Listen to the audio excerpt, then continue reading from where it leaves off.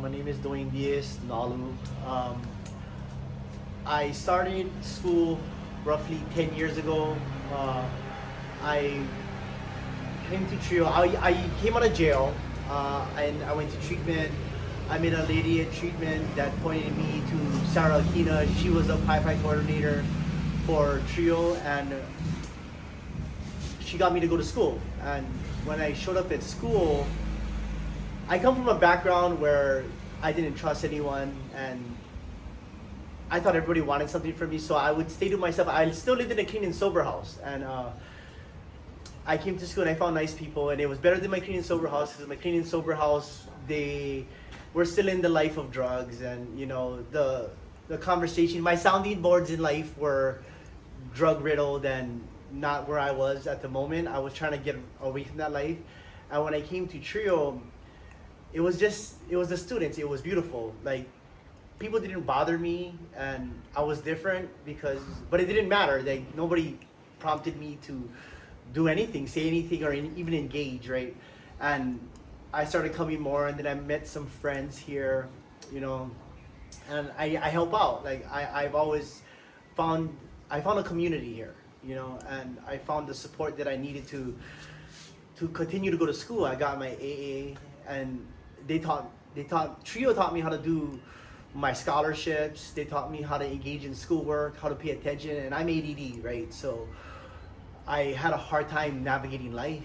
I had counselors here, I had mentors here, people that met me where I was at, right? Because I was unconventional. I come from a weird background, in and out of jail my entire life, and there was no expectations of me to do good or bad. It was just supportive. Like, I didn't feel persecuted or oppressed, and even as I went on past my 2 years, I went up to the other school. I came here to study still. I have a family here. Like, my family's a bunch of drug addicts, and they're in and out of jail themselves. So I've created some people that I can be supported with here, and I continue to come here and help. And I got my master's. Then I plan to go into the doctorate program, and I'm halfway done with my clinical license in social work. I'm almost done with my CSAC, my substance abuse counseling. And just recently, I applied for this really big job, and I didn't realize that all the things that I had worked for, I had the criteria for this job. It's a big director job of this huge agency. And when I went there, I didn't expect that. It was just a privilege for me to apply, because it's like I fit the marks, right? I had my master's, my license and certification, and I know how to do it, right? And it's my foundation. Well, I felt competent, and I felt like I could do this thing. The pay is ridiculous, and I was like, all the work paid off, right? And I work for this clean and sober company called Oxford House. They're all over the world, and I actually come to see the senators every year. Case, Hirona. Sometimes I talk to your guys' staff, shots, and but I come every I think it is late February, and I come talk to you guys about what you guys have done and the support that is needed in Hawaii, because we are different. We're very expensive, this or that, but programs like TRiO support the kids that I never knew had a shot, right? And I put a lot of kids through re-entry in my clean and sober houses.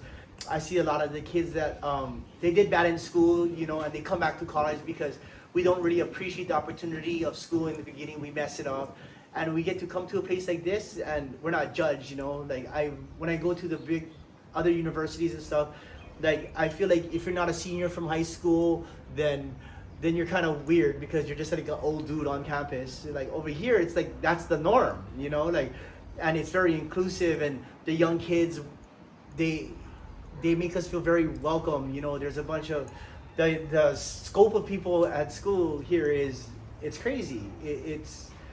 And it's a beautiful thing to be able to come back to school and feel welcome, and to work with young kids and have the support, like, no matter what, any time of day or night, like, they leave the lights on in the back, even in the middle of the night. You're having a bad time, go in the back, you know. They let the security know, and you just go hang out, right? And you decompress, you process out your thoughts and emotions, and that's what this place has represented for me.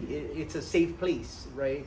And it's a community of people that are just safe. You know, they have rooms here that you can just sit there and study by yourself. There's mentors here that will help you with any of the work that you do. They have people that they can call, special people that have TRiO has been there for them throughout the history of time, that come back and help kids that have a particular need, right? Like for me, like I didn't even, some of my classes, I couldn't go to class because I was very distracted. So they had people that came in and tutored me, especially just for me. It was crazy. Like that people gave enough care for a kid that didn't care about himself, right? And then now I get to impact so many lives.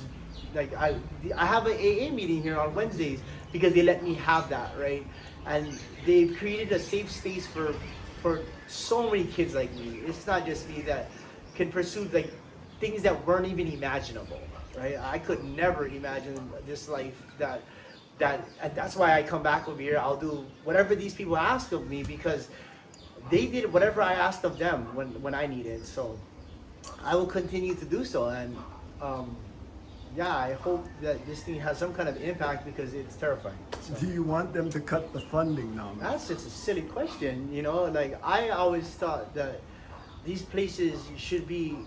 This particular one is the best TRiO that I've ever seen in my entire life, and they have the same budgets as everyone else, but they use it right and they have the right people, and it would be ridiculous to eliminate the chances for people to make a difference in the world. Like, it's yeah, that's fun. That's crazy. Thank you. Yeah.